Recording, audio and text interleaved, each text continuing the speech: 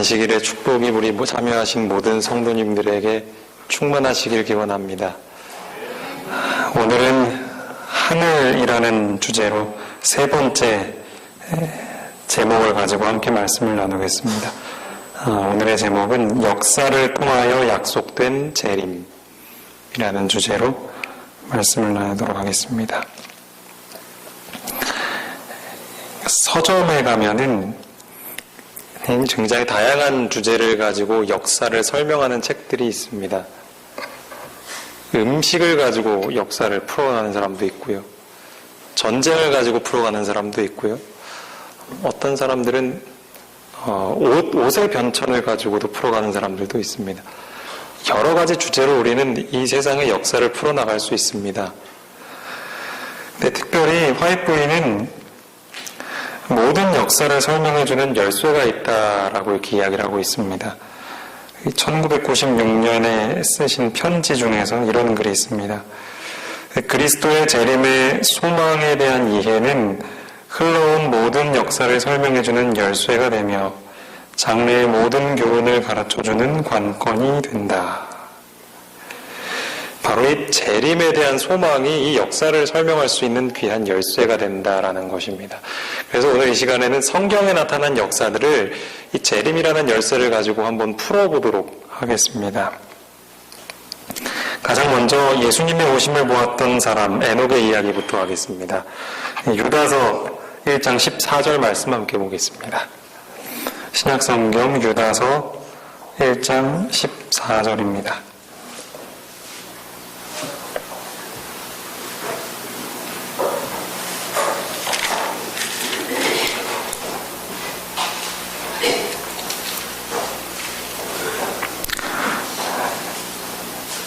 유다서 1장 14절에 있는 말씀입니다. 자였으면 함께 읽겠습니다. 14절 시작.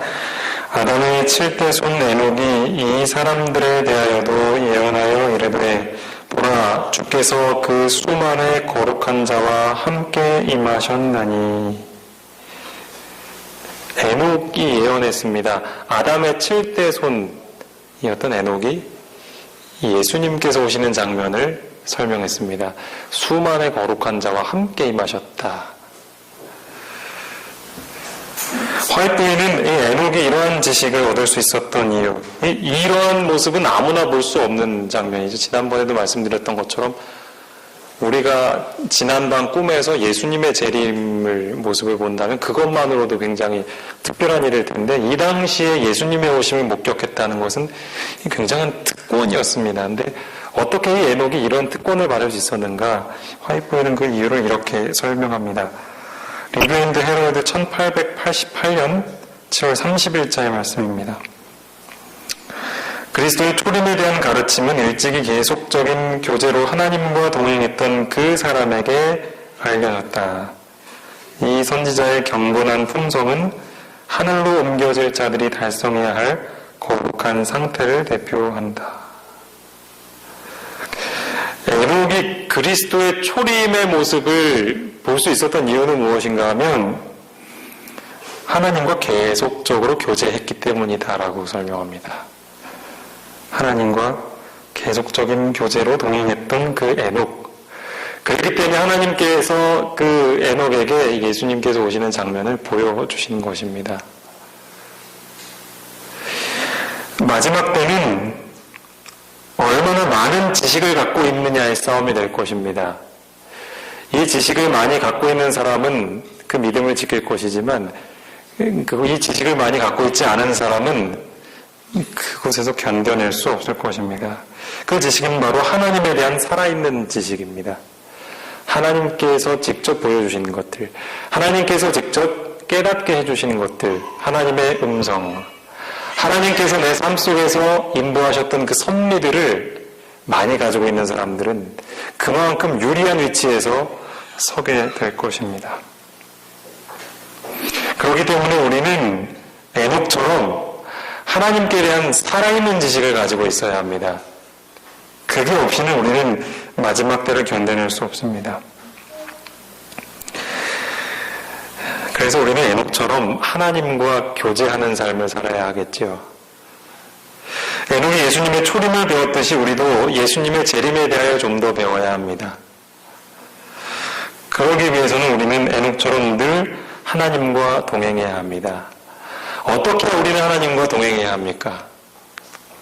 우리 에녹이 늘 예수님을 바라보고 우리의 생각 속에 늘 그리스도께서 거하셔야 합니다. 이 땅에 사셨던 예수님께서 이 하나님과 동행하는 것이 무엇인지를 우리에게 삶으로 보여주셨습니다. 시대소망 73쪽에 있는 말씀을 읽어드리겠습니다.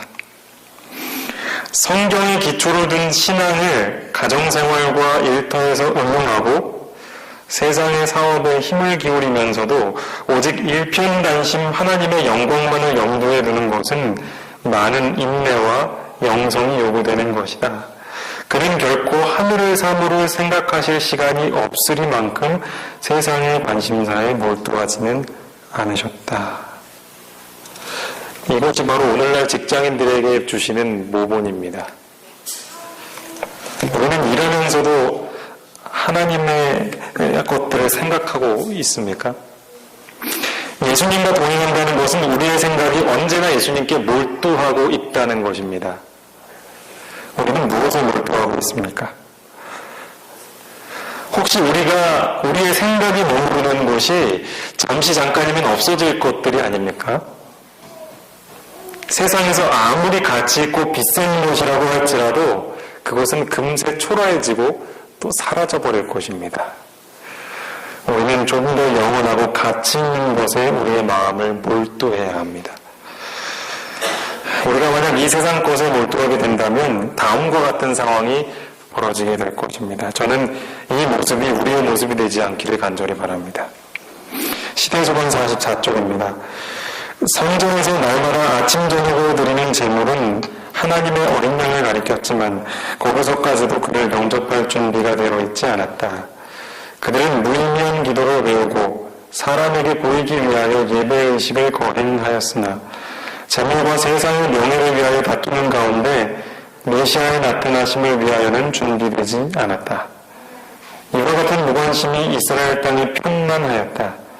이기심과 세상에 몰두한 심령들은 온 하늘을 진동시킨 기쁨에 아무런 기쁨도 느끼지 않았다. 이것이 언제 이야기인지 혹시 아십니까? 언제 이야기인지 혹시 아시는 분 계세요? 이 이야기가? 언제적 이야기인지?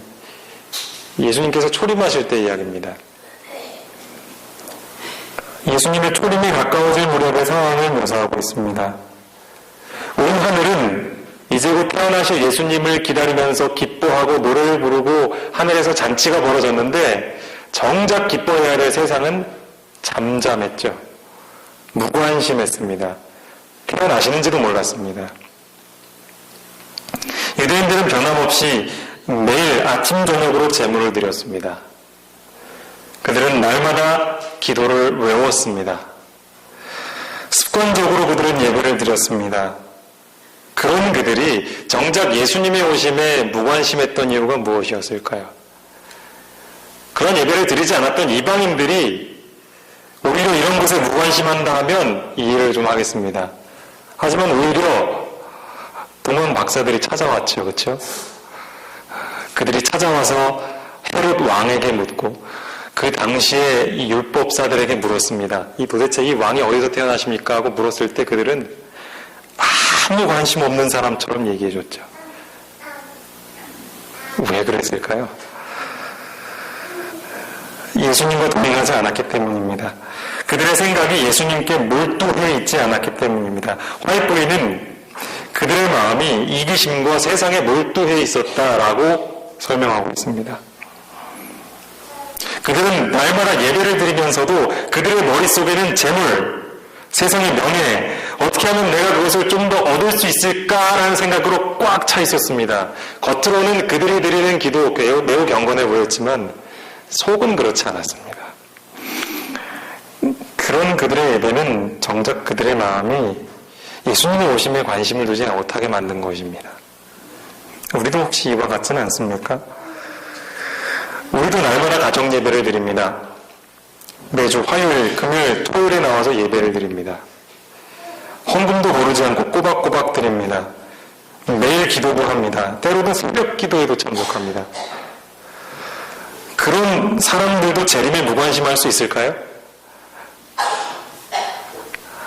역사는 우리에게 그럴 수 있다라고 말합니다. 그럴 수 있습니다. 중요한 것은 외적으로 드러나는 의식과 행위가 아닙니다. 우리가 예수님과 동행하고 있는가, 우리의 생각이 예수님께 몰두해 있는가입니다.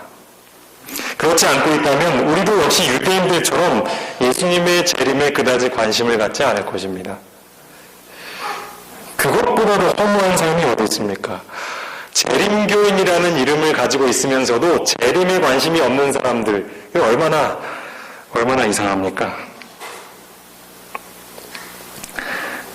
유대인들은 하나님께 그들의 마음에 몰두하는 데 있어서 훨씬 유리한 조건을 가지고 있었습니다. 다른 나라 민족들이 가지고 있지 않았던 율법도 가지고 있었고, 그들에게는 제사제도도 있었고요. 하나님께서 그들에게 함께 하신 역사를 늘 자녀들에게 구전으로 전수해 주었습니다. 훨씬 더 유리한 입장에 있었지만 그들은 그것을 통해서 예수님을 보지 못했습니다. 그들이 정신 차리고 하나님께 집중했다면 그들이 날마다 드리는 제물이 예수님을 뜻한다는 것을 금방 알았을 것입니다. 날마다 하나님을 아는 살아있는 지식이 자라났을 것입니다.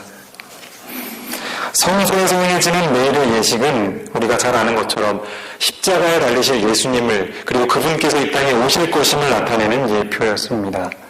매년 한 번씩 행해지는 속죄를 통해서 결국 이 땅에서 죄가 어떻게 끝날 것인지를 그들은 볼 수 있었습니다.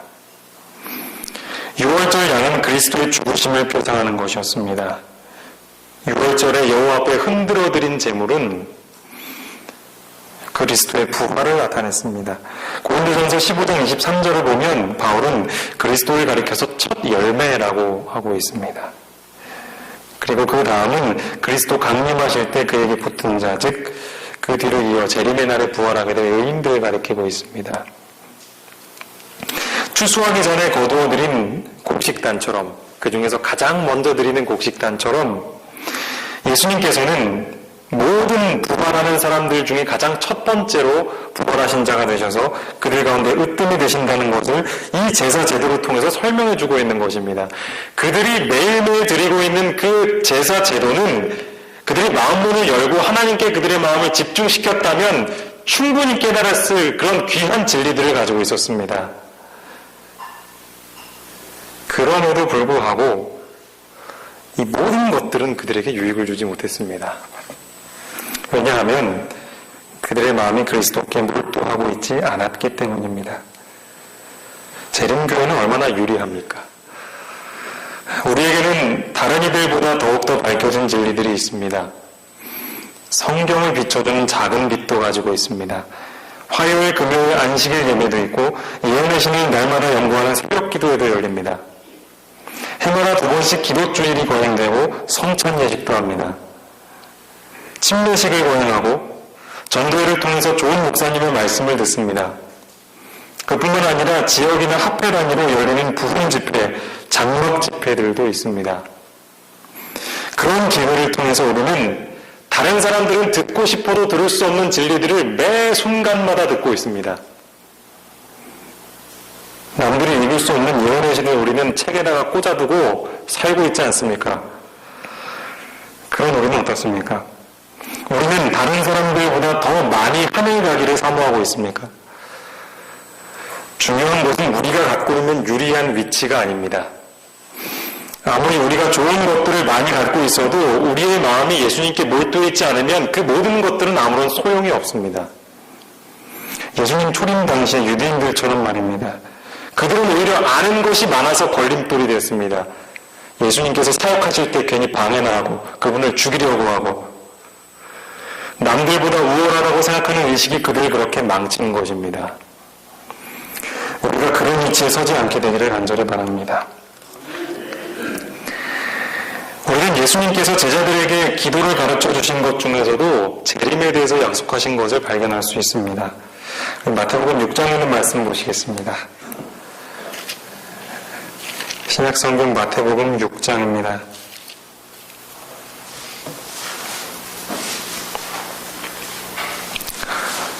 신약성경 8쪽입니다. 마태복음 6장 10절 말씀입니다.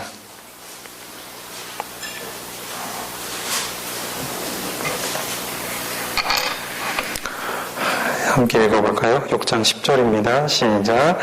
나라가 임하시오며 다시 하늘에서 이룬 것 같이 땅에서도 이루어지이다.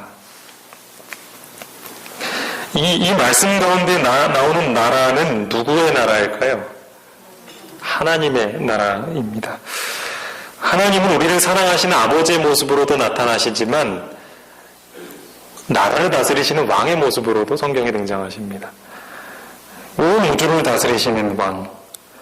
그런 왕에게는 다스리는 나라가 있어야겠죠. 그렇죠? 그럼 하나님의 나라는 어디에 있을까요? 예수님께도 당신의 나라가 있습니다. 그분을 다스리시는 나라가 그분께서 이 땅에 오셨을 때도 있었습니다. 제자들은 하나님의 나라가 그들이 살고 있었던 당시에 즉시 임하기를 간절히 바랬습니다. 그래서 그 나라에 예수님께서 왕이 되셔서 로마 사람들을 다 무찌르시고 유대인들이 가장 높아지는 그런 시대가 오기를 간절히 바랬습니다. 하지만 예수님께서는 이 주기도문을 가르쳐 주시면서 그들이 기대하는 하나님의 나라가 그때 당장 건설되지 않을 것이라는 사실을 가르쳐 주셨습니다. 제자들은 그 나라가 미래에 임할 것을 믿고 기도해야 했습니다. 예수님께서 제자들에게 나라가 임하게 해주십시오라고 기도하게 하신 것은 그 이후에 언젠가는 분명히 하나님의 나라가 올 것이다라는 사실을 우리에게 보여주고 있는 것입니다. 하나님의 은혜의 왕국은 지금도 건설 중에 있습니다. 죄와 반역으로 충만해 있는 마음들이 하나님의 주권에 굴복하는 것이 바로 그 나라가 건설되고 있다는 것입니다. 하지만 이것이 그분의 나라의 완성은 아닙니다. 언제 하나님의 나라가 완성이 되냐? 그렇게 하나씩 지어진 나라가 언제 완성이 되는가? 그것은 예수님께서 다시 오실 때 이루어지는 것입니다. 당신의 나라를 위해 기도하라라는 명령은 단순히 기도만을 포함하고 있지는 않습니다. 우리가 진심으로 하나님의 나라가 이 땅에 세워지기를 원한다면 우리는 그 나라의 건설을 위해 부지런히 일할 것입니다. 복음을 전해야 합니다. 그분이 오셨다는 사실과 그분이 오신다는 사실을 전해야 하는 것입니다. 내 자신을 하나님께 온전히 바치고 다른 사람들을 예수님께로 인도해야 하는 것입니다. 그래야 진짜로 그 사람은 하나님의 나라가 파로속히 임하기를 바라는 사람이라 할 수 있을 것입니다. 그리고 이 기도는 이런 사람들만이 드릴 수 있는 기도인 것입니다. 요한복음 14장에 보면 예수님께서 하늘에 가서 무엇을 하신다고 나와 있지요? 처소를 예비하러 가신다고 나와 있습니다. 하나님께서도 우리를 위해서 나라를 건설하고 계십니다. 그렇기 때문에 우리도 이 땅에서 하나님의 나라를 건설해야 합니다. 우리도 그분의 나라를 건설하는데 동참해야 하는 것입니다. 그 나라는 먼저 사람들의 마음에 세워져야 합니다. 그런데 우리가 다른 사람들의 마음에 나라를 세우기 전에 먼저 내 마음에 하나님의 나라가 세워져야 합니다. 우리가 먼저 하나님의 주권에 굴복하는 것이 무엇인지를 알아야 합니다. 그래야 우리는 다른 사람들에게 그 방법을 가르쳐 줄 수 있는 것입니다. 성남중앙교회 성도 여러분, 하루 얼마나 하나님의 음성을 들으십니까? 그리고 그 음성에 얼마나 굴복하십니까? 하나님의 주권에 굴복하는 가장 첫 단계는 바로 하나님의 음성을 듣는 것입니다. 요한복음 10장에 있는 말씀 보시겠습니다.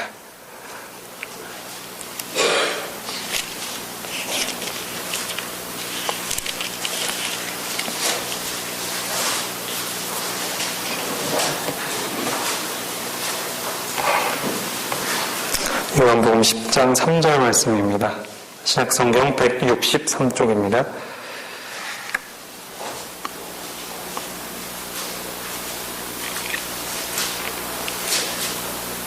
네, 함께 읽겠습니다. 시작.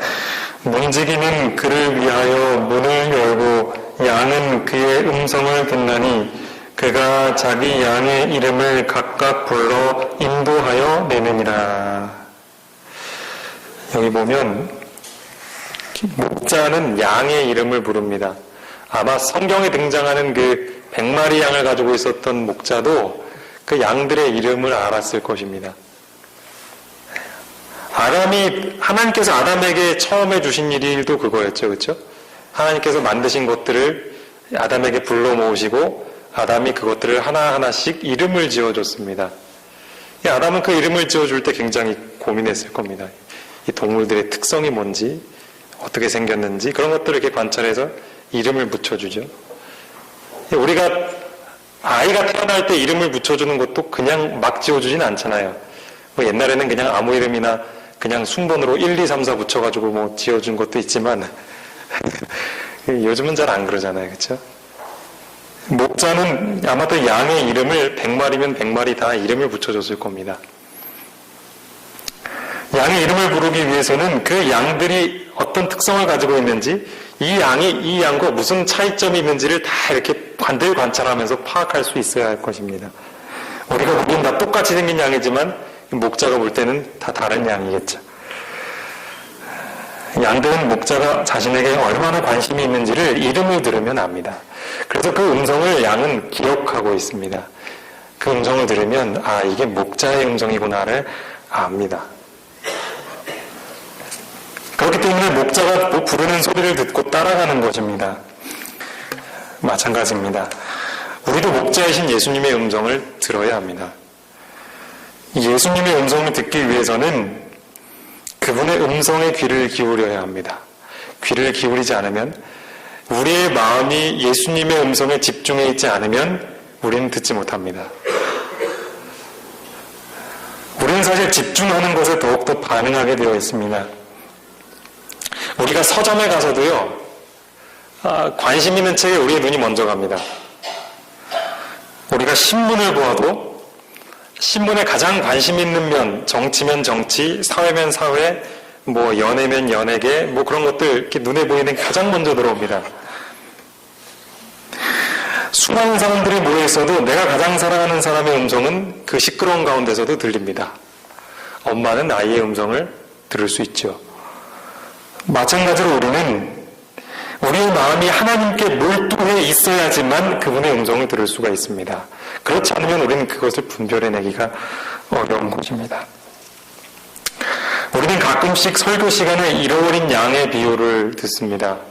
그리고 잃어버린 양의 비유를 들을 때마다 그렇지, 그 잃은 양은 교회 잘 나오다가 우리 안에 있다가 떠나간 양이지, 그렇게 생각합니다. 그렇지 않습니다. 교회에 있어도 목자의 음성을 듣지 못하면 그 사람은 잃은 양입니다. 하나님께서 나를 부르시는 말씀이 무엇인지를 분별하지 못하면 그 사람은 어느 순간인가 잃어버린 바 되는 것입니다. 지금 우리는 하나님의 음성을 듣고 있는지를 살펴보아야 합니다. 어떻습니까? 하나님의 음성이 들리십니까? 그렇지 않다면 우리는 다른 모든 방해거리들을 내려놓고 그 음성을 듣는 일에 집중해야 합니다. 예수께서는 젊은 부자 법관에게 모든 소유를 팔아 가난한 자들에게 다 나눠주라고 했습니다. 왜 그랬을까요? 예수님이 그 법관을 딱 보았을 때 예수님의 음성을 듣고 순종하기에 걸림돌이 되는 건 한 가지가 있었는데 그게 그의 소유였습니다. 돈이 그 앞에 있으면 예수님께서 무슨 말을 하셔도 그 음성에 집중할 수 없다는 것을 예수님은 아셨습니다. 그래서 그에게 그걸 버리라고 말씀하신 것입니다. 나눠주어라. 그는 그 일을 하지 못했습니다. 그렇기 때문에 그분의 음성을 듣고 순종하지 못했습니다. 우리가 내려놓아야 할 것은 무엇입니까? 우리는 기꺼이 모든 것들을 내려놓을 마음의 준비가 되어 있습니까? 예수님의 음성을 듣는 것이 내가 가지고 있는 모든 것을 내려놓아도 아깝지 않을 만큼 귀중한 것입니까? 그렇지 않다면 우리는 쉽사리 우리가 가지고 있는 것들을 내려놓지 못할 것입니다. 그리고 하나님의 음성도 못 들을 것입니다. 이 음성을 듣는 사람이야말로 하나님의 나라에 사는 사람이라고 할 수 있을 것입니다. 우리는 아무리 미국에 간다 해도 한국 사람입니다. 왜냐하면 대다수의 한국인들은요, 미국에 던져놔도 미국 말은 뭘 하는지 하나도 들리지 않습니다. 진짜 영어 잘하는 사람 아니에요. 거기서 정말 누구 한마디가, 어린아이가 한마디를 해도 한국말로 한마디 농담하면 그 소리가 그 시끄러운 중에도 들릴 거 아니에요. 그렇죠? 그 사람은 한국 사람입니다. 영락 없는 한국 사람입니다. 마찬가지로 우리가 이 땅의 사람들과 섞여 산다고 해도 하나님의 음성을 듣고 있다면 그 사람은 하늘의 사람입니다. 하나님 나라의 사람인 것입니다. 하나님 나라에 사는 사람은 세상 사람들이 하는 대로 따라가지 않습니다. 왜냐하면 듣는 음성이 다르기 때문입니다. 그래서 우리의 인생길은 다른 사람들과 다른 것이고 또 달라야 하는 것입니다. 우리가 지금 이 나라에 살아야 합니다. 이 나라에 들어가야 합니다. 하나님의 음성을 듣고 그분의 주권에 굴복해야 합니다. 그것이 바로 하나님 나라에 들어가는 방법입니다. 그리고 이 나라에 들어가는 사람만이 다시 오시는 예수님을 사모하게 될 것입니다. 그 왕국에 들어가지 않는 사람들은 유대인들이 그러했듯이 예수님의 재림에 아무런 관심을 보이지 않을 것입니다. 아무리 유대인이라 할지라도, 아무리 재림교인이라 할지라도 말입니다. 마태복음 25장에 있는 말씀을 보시겠습니다. 신약성경 마태복음 25장입니다.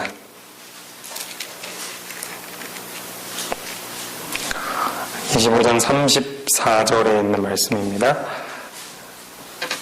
신약성경 45쪽입니다.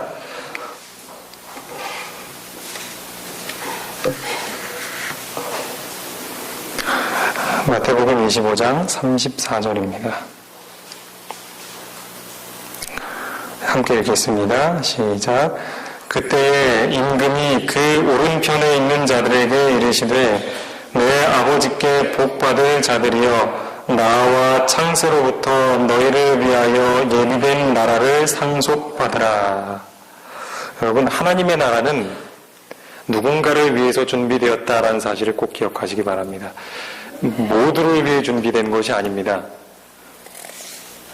그 나라는 앞서 말씀드린 하나님의 은혜의 왕국에 들어간 사람, 하나님의 음성을 듣고 그 음성에 즐겨 순종하는 양과 같은 사람, 그 사람이 들어가는 나라입니다. 그 사람들을 위해서 준비된 나라가 바로 하늘나라입니다. 그 나라에 들어가기 원하십니까?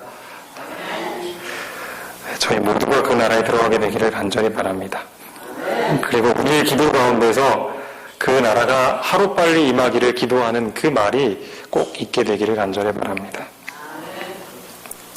한 말씀 더 찾아보도록 하겠습니다. 누가복음 21장입니다.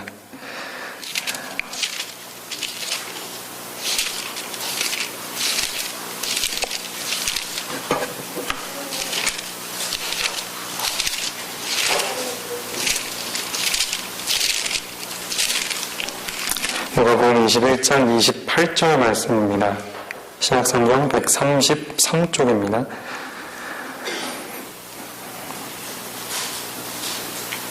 네, 28절 말씀 함께 읽겠습니다. 시작. 이런 일이 되기를 시작하거든 일어나 머리를 들라 너희 속량이 가까웠느니라 하시더라. 예수님께 집중하는 사람들은 점점 더 재림이 가까운다라는 것을 분별할 수 있습니다. 왜냐하면 우리 모두에게 이 재림의 시기를 알 수 있는 예언을 주셨기 때문입니다. 우리가 처음 믿음을 가졌을 때보다 재림이 훨씬 더 가까워지고 있습니다. 우리는 서로 믿음을 권하면서 더욱더 열심을 내야 할 것입니다. 마지막 때를 향해 주신 예언들을 더욱더 연구하고 그에 대한 지식들을 가져야 합니다. 어린아이들이 소풍날을 기다리듯이 예비 신랑 신부가 결혼식만을 손꼽아 기다리듯이 우리는 예수께서 오시는 그날을 고대해야 합니다. 더욱더 고대하고 분발하여 일하도록 하기 위해 우리에게 그러한 예언들을 주셨다는 사실을 꼭 잊지 마시기 바랍니다. 앞으로 이번 대전도회가 우리에게 이런 기회가 되기를 소망합니다. 우리에게 주신 예언들을 다시 한번 살펴보면서 우리의 마음이 다시 오시는 예수님을 간절히 기다리는 마음이 이 전도회를 통해서 먼저 내 마음속에 그런 마음이 불타게 되기를 간절히 바랍니다. 저는 오늘 말씀을 준비하면서 재림을 고대하는 마음이 마치 대한민국의 독립을 기다리는 사람들의 마음과 비슷하다라는 생각을 해봤습니다. 그러면서 문득 예전에 학교에서 배웠던 시가 생각이 났습니다. 아마 우리 성도님들도 이 시를 잘 아실 것입니다. 심훈이라는 분의 그날이 오면이라는 시입니다. 제가 한번 낭송해 보겠습니다. 그날이 오면, 그날이 오면은 삼각산이 일어나 더덩실 춤이라도 추고 한강물이 뒤집혀 용조승칠 그날이 이 목숨이 끊기기 전에 와주기만 할 양이면 나는 밤하늘에 나르는 까마귀와 같이 종로의 임경을 머리로 들이받아 올리오리나 두개골은 깨어져 산산조각이 나도 기뻐서 좁사오매 오히려 무슨 한이 남으오리까.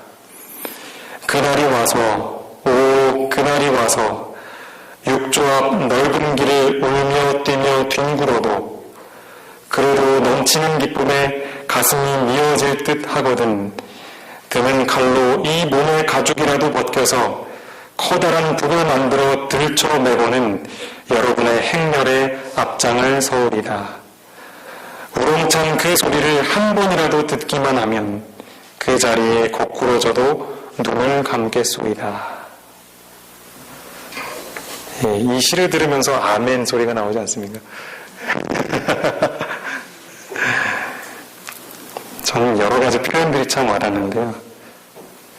그날이 온다면 밤하늘에 나르는 까마귀가 돼서 종로에 있는 그 커다란 종을 머리로 들이받아도 좋을 것이다. 그 얼마나 커요, 그 종이. 그거 울리려면 세게 받아야 되는데 얼마나 아프겠습니까? 두개골은 깨어져 산산조각이 나도 그런 처참한 죽음을 죽어도 기쁠 것이다는, 얼마나 그날을 고대하면 이런 표현을 쓰겠습니까? 이 두 번째 예언을 보면 또 더 잔인한 표현이 나옵니다. 이 몸의 가죽이라도 벗겨서 북을 만들어서 들쳐내고는 그 광복 해방을 기뻐하는 사람들의 맨 앞장서서 그 북을 치면서 가겠다. 그런 상황 가운데서 내가 그런 희생에 감사하면서도 난 그것이 전혀 어려움이 아니라 나에게 기쁨이 될 것이다. 라고 하는 그 어떤 시인의 그런 간절한 마음이 느껴지지 않습니까? 우리의 선조들이 일제치하에서 받았던 그 수모와 치욕과 고통이 더 크면 클수록 그 광복에 대한 기쁨은 너무나도 더 커졌습니다. 그 마음이 불타올랐습니다. 그렇기 때문에 죽음을 불사하고서도 그 태극기를 들고 나왔던 그 3.1운동, 그리고 암암리에 펼쳐졌던 그 독립운동들이 그렇게 일어난 게 아니겠습니까? 목숨을 걸면서도 단 하루라도 내가 이 대한민국이라는 우리나라에서 살 수 있다면, 자유로운 우리나라에서 살 수 있다면 내 목숨도 아깝지 않을까 하는 그 마음. 저는 최근에 한 초등학생과 대화를 나누면서 이 세상이 얼마나 악해졌는가를 다시 한번 생각해 봤습니다. 그 초등학교 저학년 때 일을 얘기를 하는데,